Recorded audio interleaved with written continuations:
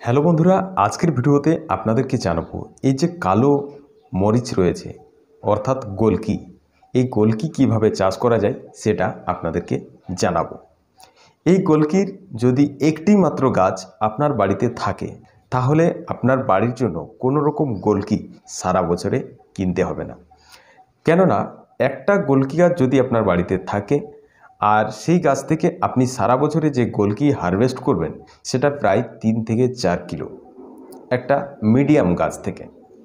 তো সেখান থেকে আপনি যেহেতু 3 থেকে 4 কিলো গোলকি পাবেন, তো সেই ক্ষেত্রে আপনি এই যে গোলকি রয়েছে এই গোলকি শুকনো করার পর প্রায় 1.5 থেকে 2 কেজি আপনি পাবেন। অর্থাৎ আপনি বুঝতেই পারছেন যে 1.5 থেকে 2 কেজি গোলকি আপনার একটা ফ্যামিলির জন্য যথেষ্ট। তার পাশে আপনাদেরকে জানাই, অনেক ব্যক্তি রয়েছে যারা এই গোলকি কমার্শিয়াল ফার্মিং হিসাবে ফার্মিং করে এবং ভারতবর্ষের মার্কেটে বিক্রি করে সেখান থেকে ভালো ধরনের ইনকাম করে। আমাদের ভারতবর্ষের কয়েকটা রাজ্য রয়েছে যেখানে এই গোলকি ভালো আকারে ফার্মিং। আমাদের ভারতবর্ষে যেটা সর্বপ্রথম স্থানে রেখেছে সেটা হচ্ছে কেরালা। কেরালাতে আমাদের ভারতবর্ষের প্রায় 90 থেকে 95% গোলকি চাষ হয়ে থাকে। তার পাশে তামিলনাড়ু, পন্ডিচেরি, মহারাষ্ট্র, এই যে রাজ্যগুলো রয়েছে এই রাজ্যগুলোতেও কিছু পরিমাণে গোলকির চাষ হয় এবং এখান থেকে যে গোলকি উৎপাদন হয় সমস্ত ভারতবর্ষে সাপ্লাই হয়। তো এই গোলকি কিভাবে চাষ করা যায় সেটা আপনাদেরকে জানাবো। তো বন্ধুরা চলুন ভিডিওটি শুরু করা যাক। এই কালো মরিচ বা গোলকি চাষ করার জন্য যে সকল বিষয়গুলো আপনাকে প্রয়োজন অর্থাৎ আবহাওয়ার মধ্যে থাকতে হবে সেটা হচ্ছে যে এই গোলকি চাষ করার জন্য আপনার সর্বনিম্ন 10 ডিগ্রি উষ্ণতা থেকে 40 ডিগ্রি পর্যন্ত উষ্ণতা হতে হবে। তার পাশে ভারী বৃষ্টিও হতে হবে সেখানে।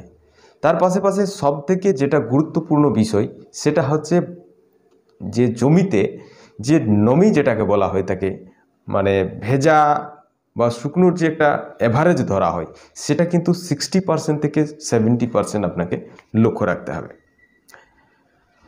এই যে বিষয়টা এটা কিন্তু আমাদের ভারতবর্ষের কিছু জায়গাতেই পাওয়া যায়, সব জায়গাতেই কিন্তু হয় না। এক কথায় যদি বলা যায় আমাদের ভারতবর্ষের সব জায়গাতেই মোটামুটি 10 ডিগ্রি থেকে 40 ডিগ্রি পর্যন্ত উষ্ণতা থাকে।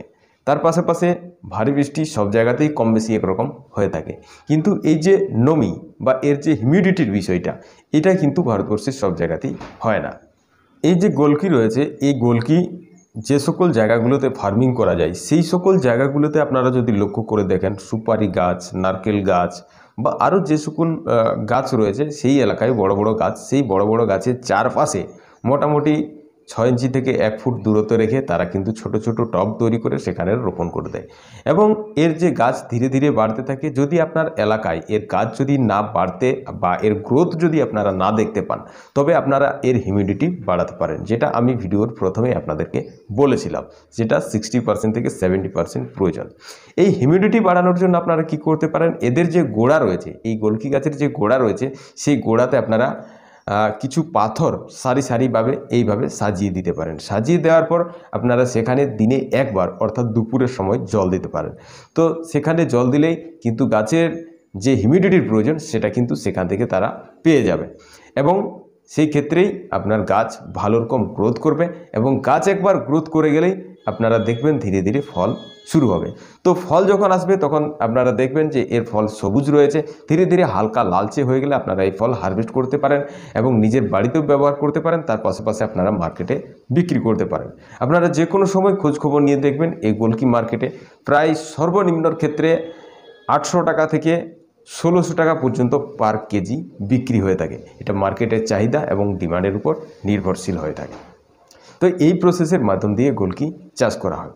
এবার আমি একটা বিষয় লক্ষ্য করে দেখছি যে অনেক ব্যক্তি আছে যারা এই ভিডিওটা দেখার পর বিভিন্ন আকারে বিভিন্ন রকমভাবে আর বিভিন্ন জায়গা থেকে কমেন্ট করে প্রশ্ন করে জিজ্ঞাসা করবে যে তাহলে আপনি চাষ করছেন কি না। তো বন্ধুরা আপনাদেরকে জানাই, আমার বাড়িতে আজ প্রায় 1.5 থেকে 2 বছর আগে আমি একটা গাছ রোপণ করেছি এবং গাছটা খুব সুন্দর হয়েছে এবং আমি যখন গাছটা রোপণ করেছিলাম তখন তার একটাই ডাল ছিল, এখন বর্তমানে অনেকগুলো ডালপাতা হয়ে গেছে। এবং যদি বলি আমি আজ 1 বছর আগে রোপণ করেছি, এখন প্রায় 4 ফুটের আকারে লম্বা হয়েছে, বড় হয়েছে এবং ঝোপঝাড় হয়েছে। তো আমি যা দেখছি এখনও পর্যন্ত কোনো রকম ফুল বা ফল আসেনি।